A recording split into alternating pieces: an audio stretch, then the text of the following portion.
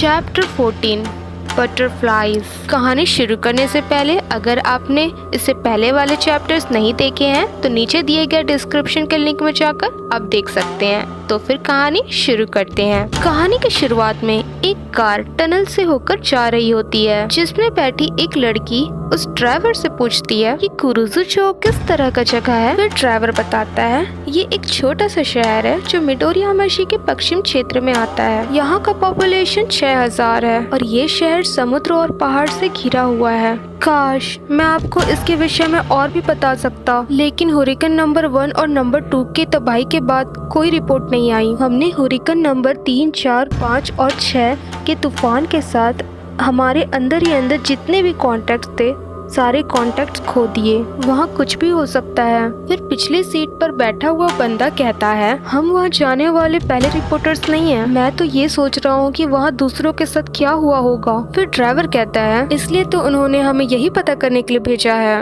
वो देखो हम आखिरी टनल में पहुँच गए। फिर वे लोग टनल से बाहर निकल कर जा रहे होते हैं। तभी पिछले सीट में बैठे हुए बंदे को कुछ महसूस होता है। तभी वो पीछे मुड़कर देखता है। तभी वो घबराते हुए कहता है हमारे पीछे। सामने बैठे दोनों रिपोर्टर्स पीछे मुड़कर पूछते हैं क्या। पीछे सीट पर बैठा हुआ बंदा डरते हुए कहता है जल्दी गाड़ी चलाओ, हमारे पीछे भवंडर आ रहा है। फिर वो भवंडर तेजी से उनका पीछा करते हुए उन्हें उठा ले जाता है और उन्हें कहीं दूर फेंक कर चला जाता है। उस कार एक्सीडेंट के बाद फिर वो रिपोर्टर जिसका नाम मारुयामा था वो अपने कार की खिड़की से बाहर निकलती है। उसे बहुत ज्यादा चोट आई थी। फिर वो उन दो रिपोर्टर्स को जो कार में बेहोश पड़े थे उन्हें नाम लेकर बुलाती है। मिस्टर एंडो, मिस्टर शाकागामी, मुझे हेल्प के लिए किसी को बुलाना चाहिए। फिर वो कार के अंदर से अपना फोन ढूंढने लगती है। कहाँ है मेरा फोन, मेरा फोन। फिर वो हेल्प के लिए नंबर डायल करती है पर किसी का फोन लग नहीं रहा था।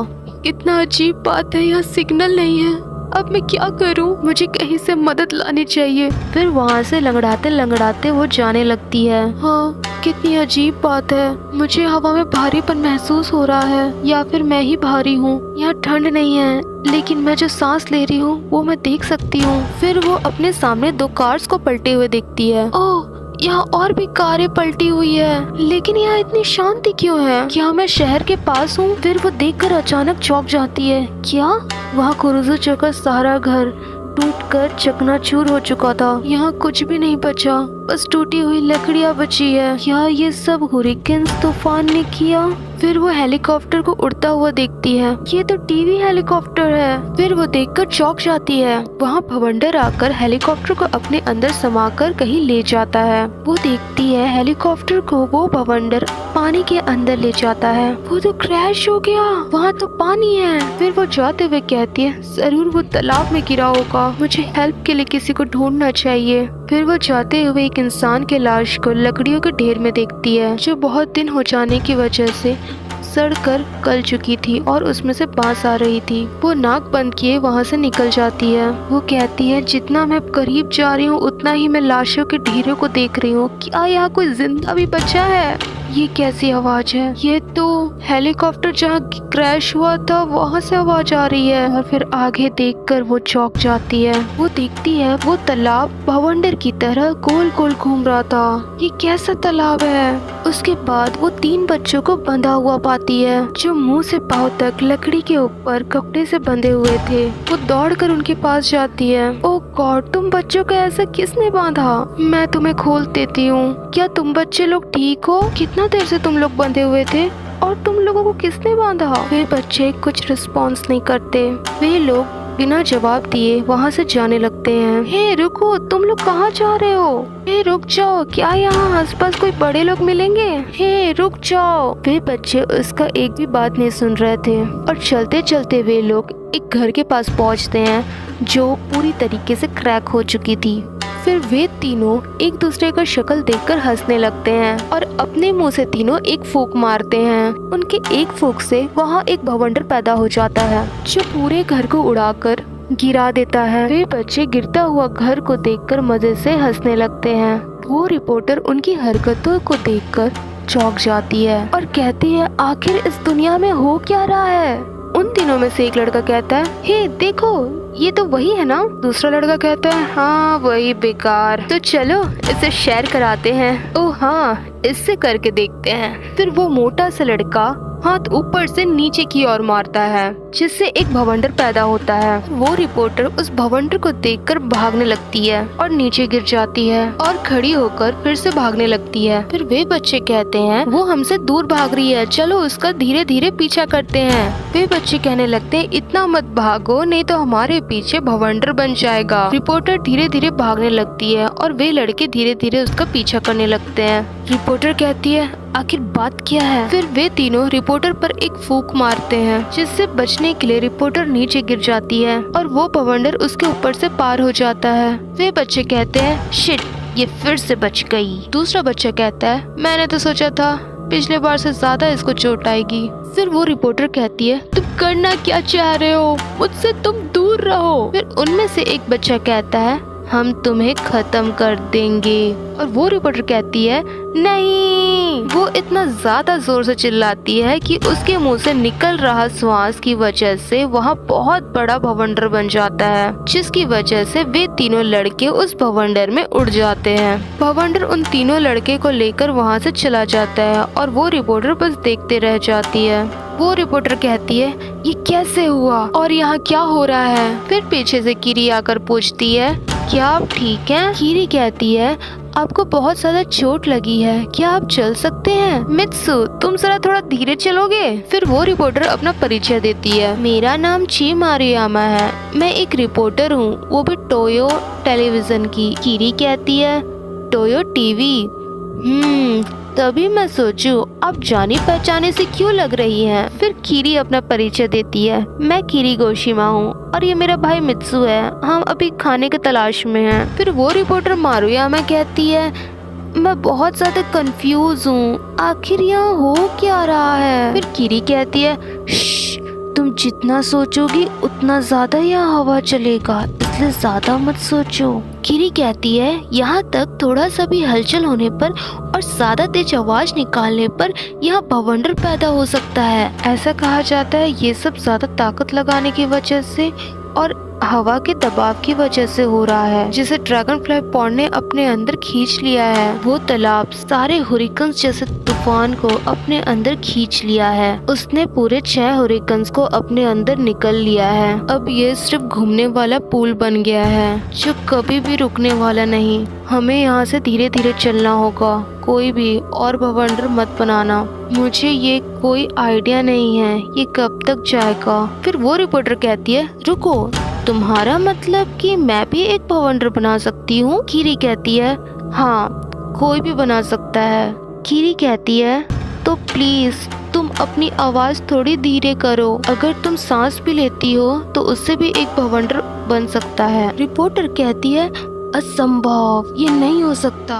मतलब इन सब की जिम्मेदार मैं हूँ, मतलब उन बच्चों को मैंने उड़ाया है। कितना डरावनी बात है, ये सब मैंने किया है। वो बच्चे पता नहीं ठीक होंगे भी कि नहीं होंगे, अब मैं क्या करूँगी? कीरी पूछती है, क्या हुआ? फिर रिपोर्टर कहती है, वो बच्चे, मेरे टीममेट और वो हेलीकॉप्टर, सब मेरी गलती है। फिर कीरी कहती है, आप रोइए मत, मैं आपको अपने जगह लेकर चलती हूँ, यहाँ बाहर रहना खतरे से खाली नहीं। वे लोग वहाँ से निकल पड़ते हैं और कीरी कहती है, हम बस पहुँचने ही वाले हैं। फिर वो रिपोर्टर कहती है, ये तो बिल्कुल तितली के प्रभाव की तरह है। एक तितली जब अपने पंख फड़फड़ाती है तो उसके दूसरे साइड से हवा पैदा होता है, वही चीज इस शहर में हो रहा है। फिर वे लोग उस घर के पास पहुँचते हैं। कीरी कहती है, यही वो जगह है जहाँ हम लोग रहते हैं, तुम्हें यहाँ अच्छा लगेगा, अंदर चलो। ये बहुत पुराना हो चुका है लेकिन यहाँ बहुत सारे लोग रह रहे हैं। चाहे आंधी तूफान भी आ जाए लेकिन इस बिल्डिंग को कुछ भी नहीं होता। इसके जैसे और भी घर ठीक हैं। ये बड़ी अजीब बात है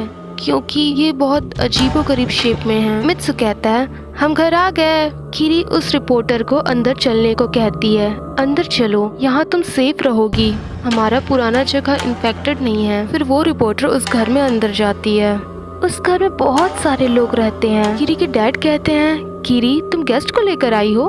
कीरी कहती है, यहाँ बहुत ज्यादा भीड़ है क्योंकि यहाँ बहुत सारे लोगों ने अपना घर खो दिया है। फिर वो रिपोर्टर अपना परिचय देने लगती है, एक्सक्यूज मी, मैं ची मारुयामा टोयो टेलीविजन से हूँ। मैं जिनके साथ आई थी उनका शहर से बाहर रोड में एक्सीडेंट हो गया है। वे लोग घायल हैं। क्या आप लोगों में से कोई उनकी मदद के लिए मेरे साथ आ सकते हैं? वे लोग कोई रिस्पॉन्ड नहीं देते। उन सब के चेहरे से ऐसा लग रहा था कि वे कई दिनों से सोए नहीं हो। फिर किरी के डैड कहते हैं मैं तुम्हारे साथ चलूंगा। फिर किरी की मॉम भी कहती है मैं भी तुम्हारे साथ चलूंगी। फिर उन भीड़ों में से एक बंदा कहता है तुम्हारा वहाँ जाना फालतू है। फिर दूसरा बंदा कहता है सही कहा, तुम लोग वहाँ जाने के बारे में मत सोचो। अगर तुम बाहर से आई हो तो तुम इस शहर को छोड़कर कहीं जा नहीं सकते। उस आखिरी तूफान में जितने भी रिपोर्टर्स, रेस्क्यू टीम और वॉलंटियर्स मदद के लिए आए, कोई भी बाहर नहीं जा पाया। सब यहीं फंसे रह गए।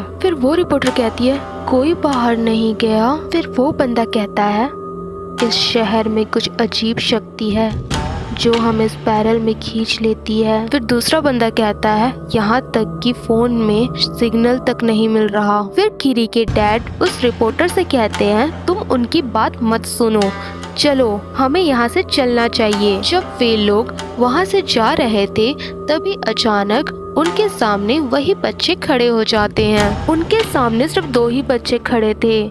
उन तीनों में से एक बच्चा गायब था। उन दोनों बच्चों को बहुत ज्यादा चोटें आई थी। रिपोर्टर उन्हें देखकर चौंक जाती है तुम लोग यहाँ, तुम्हारे साथ और एक लड़का था, वो कहाँ है? उन बच्चों में से एक बच्चा कहता है वो मर गया, तुमने उसे मार दिया। फिर वो रिपोर्टर माफी मांगते हुए कहती है मुझे माफ कर दो, मुझे नहीं पता था कि मैं ये कर रही हूँ। उसके बाद वे दोनों बच्चे अपने मुंह से हवा फूकने लगते हैं जिसकी वजह से वहाँ एक भवंडर बन जाता है। फिर किरी के डैड कहते हैं सब लोग घर के अंदर चलो, जल्दी अंदर जाओ। फिर सारे लोग अंदर चले जाते हैं। फिर वे दोनों बच्चे घर के अंदर खड़े हुए लोगों को देखने लगते हैं। घर के अंदर खड़े उन भीड़ में से एक बंदा कहता है ओ शिट, मैंने तो इन्हें बांध रखा था। फिर दूसरा बंदा कहता है वे लोग आजाद कैसे हो गए? हम इन पर उंगली भी नहीं उठा सकते। जब से वे लोग उस तूफान से अनाथ हुए हैं तब से वे लोग सड़कों पर खुले आम घूम रहे हैं और जहाँ इन्हें घर दिखाई देता वे लोग सारे घरों को हवा से उड़ा देते। इन बच्चों ने तो आधा शहर ऐसे ही बर्बाद कर दिया है। फिर वे दोनों बच्चे घर को गिराने के विषय में आपस में बातें कर रहे थे। उसके बाद वे दोनों बच्चे अपने मुंह से जोरदार फूंक मारते हैं जिससे वहाँ एक भवंडर पैदा हो जाता है और वो भवंडर उस घर की ओर बढ़ने लगता है। उस तूफान का हवा घर के अंदर चला जाता है जहाँ लोग तूफान से पीछे हटने लगते हैं, लेकिन उस घर को कुछ नहीं होता।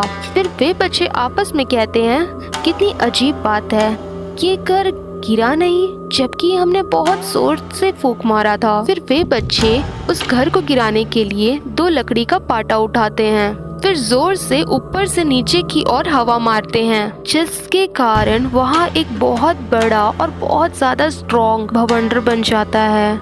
फिर वे दोनों लड़के अपने सामने उस घर को ठीक ठाक पाकर कहते हैं इतना बड़ा तूफान का हवा खाने के बावजूद ये घर अभी तक खड़ा है, मुझे समझ नहीं आ रहा है। ओ बचवामन, तुमन बर पगला गए हो का? इतना हवा क्यों मार रहे हो? एक बार बोलने से समझ नहीं आता का तुमको? घर में खड़ा एक बंदा कहता है हम इन्हें ऐसा नहीं करने दे सकते। दूसरा बंदा कहता है हमें लड़ना चाहिए। तो ठीक है, चलो हम भी अपने मुंह से हवा फूकते हैं। गेट रेडी, सेट, गो। फिर घर में खड़े सारे लोग अपने मुंह से हवा को घर के बाहर छोड़ने लगते हैं जिससे बहुत बड़ा और ताकतवर भवंडर पैदा हो जाता है और वो भवंडर उन बच्चों को अपने अंदर उड़ा लेता है। फिर घर के अंदर से सारे लोग हंसने लगते हैं, देखो वो उड़ गए, वे लोग यही डिजर्व करते थे। फिर किरी सीची को देखती है जो दीवार के पास बैठा हुआ था। वो बार बार यही कह रहा था वे लोग पागल हो गए हैं, पागल हो गए हैं, स्पाइरल से ये शहर पागल हो गया है। किरी कहती है सूची ये तुम क्या कह रहे हो? फिर सूची कहता है ये शहर पूरी तरीके से बर्बाद हो चुका है, स्पाइरल में बदलने की कोशिश कर रहा है, ये पूरा शहर स्पाइरल बनने जा रहा है। फिर उसके बाद घर के अंदर से लोग बाहर की ओर देखते हैं और चौंक जाते हैं। नहीं, ऐसा नहीं हो सकता, उन बच्चों ने ऐसा कैसे करना सीखा? वहाँ देखो, वे बच्चे मजे से उस भवंडर के अंदर बटरफ्लाई की तरह घूम रहे थे। सच में कुरुजुचो शहर पूरा पागल हो गया था। तो 14 चैप्टर यही समाप्त होता है। आगे क्या होगा? क्या कुरुजुचो शहर में इसी तरीके से भवंडर का कहर बना रहेगा? जानने के लिए बने रहिए हमारे साथ मांगा एक्सप्लोरर हिंदी। अगर आपको ये वीडियो पसंद आई हो तो चैनल को सब्सक्राइब करें, लाइक करें, कमेंट करें और शेयर करना ना भूलें। तब तक के लिए sayonara. Thanks for watching video.